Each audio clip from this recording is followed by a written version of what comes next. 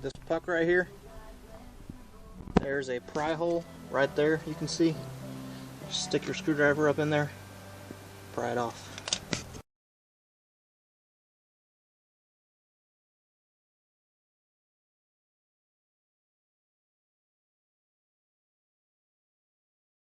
Allen stationary, I already broke it loose. Turn the nut, and you're backing the nut off.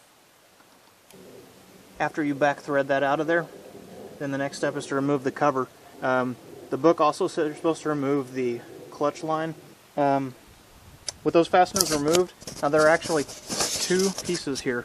There's this inside lip here that seals the engine case, so that's actually an oil seal, and I cracked that loose. I shouldn't have. As you can see, there's oil leaking out the bottom here.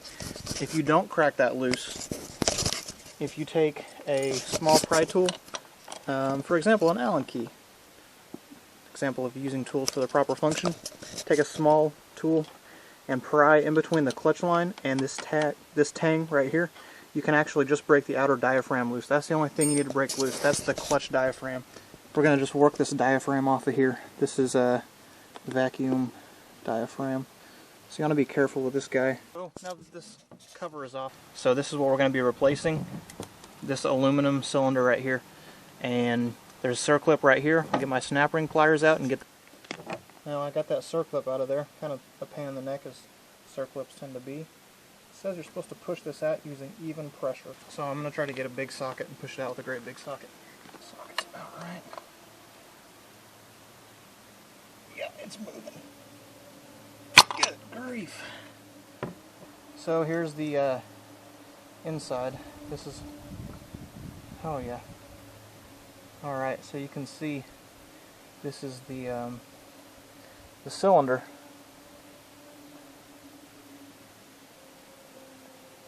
They're calling it a piston sleeve here in the manual. This is what creates the hydraulic pressure action. Whenever you apply the clutch lever, it applies hydraulic pressure into here, and that it's going to pull on the, it's going to put, this is the seal that fails then. It's either this seal, it's not the seal that fails, I'm sorry, it's the inside of this cup. As you can see, it's worn, the inside of that cup, if you can see that. Yeah, it's definitely catching a fingernail, so that's a bad deal. So it's not actually the seals that leak, it's this sleeve. There's a brake parts cleaner.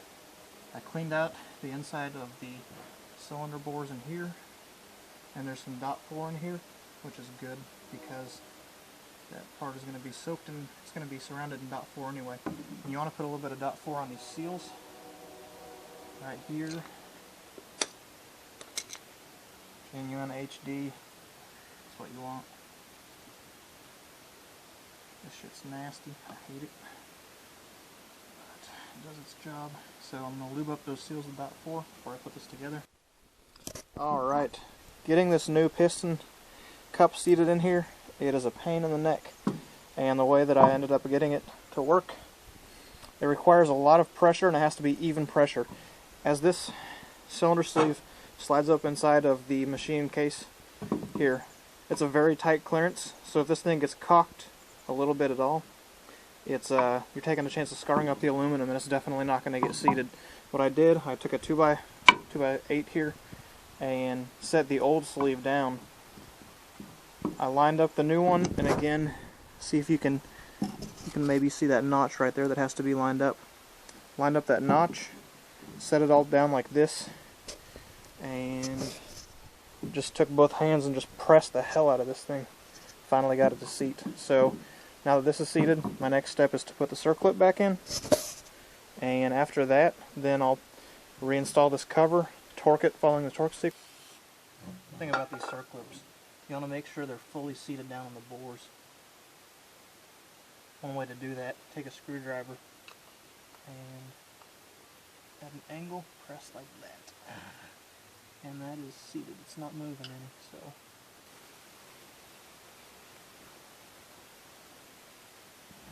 Alright, she goes off like that. And mix is on, make sure you have those alignment dowels. There's an alignment dowel here, there's an alignment dowel here.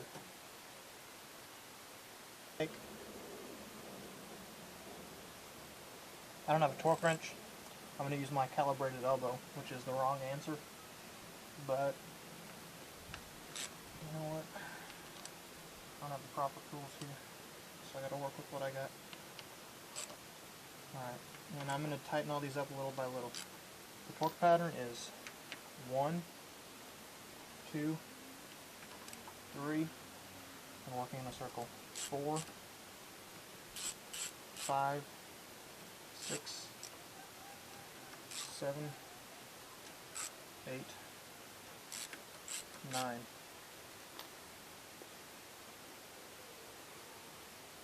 This is 89 inch-pounds, so 89 inch-pounds looks about like this.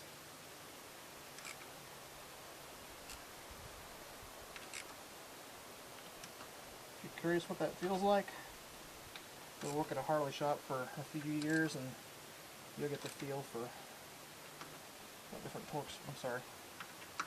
1, 2,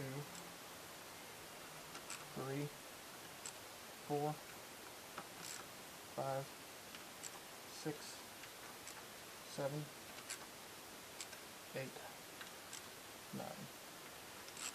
1, 2, 3, 4, 5, 6, 7, 8, 9.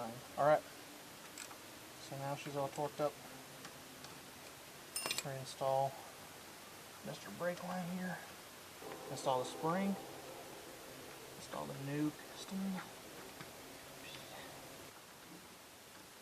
Holding that Allen in place. Tightening the 17mm fastener over it.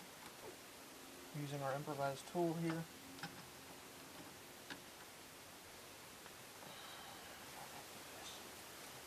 The O-ring on this outer hut here is just a little too large to fit right in there, so I'm just going to gingerly push it in. So I'm just pushing that O-ring kind of to its bore using my ruler. And torque this guy. Alright, next step is going to be bleeding the clutch line. Alright, so to bleed this master cylinder, I'm going to pump the clutch. Be careful when you do this because a little geyser kind of effect occurs right there. You see it squirting? And it's getting all over my shit. Getting all over my paint.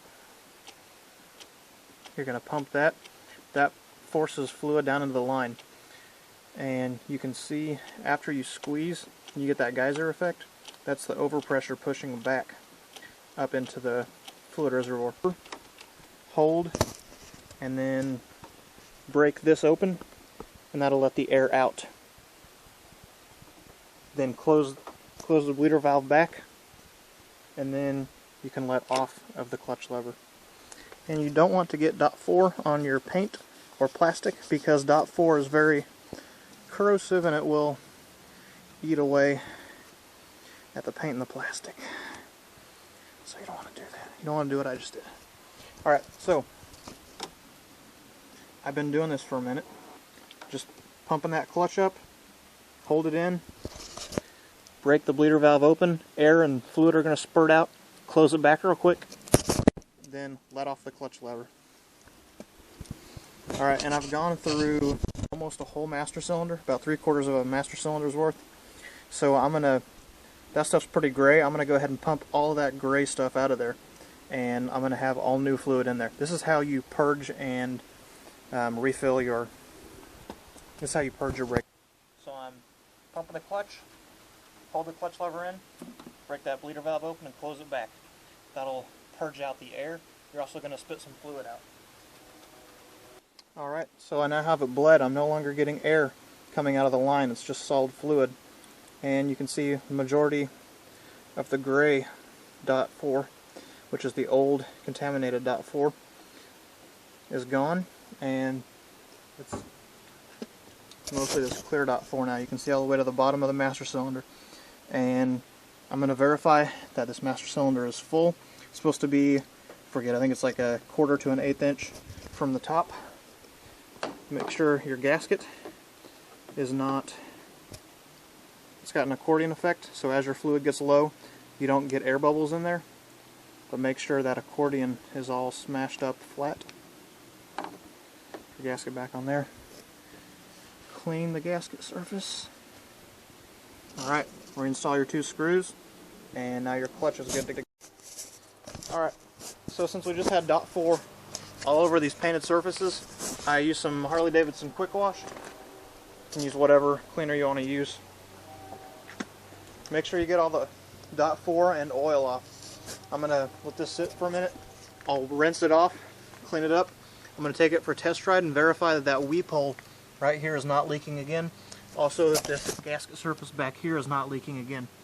Another thing, I'm also going to check the oil, because we did dump a little bit of motor oil out of this case right here. So I'm just going to do a hot oil check, and as long as there's no leak, it's good to go.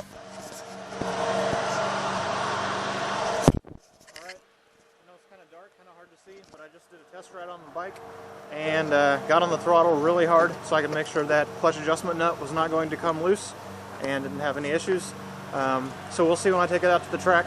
Now the other thing that we were looking for, there's no leak at all on the clutch now at that weep hole, so it's good to go. So also wanted to say thanks to American Sport Bike, because they have excellent customer service and they will do whatever they can to get you the parts that you need. And also thanks to Eric Buell for making the best motorcycles in the world.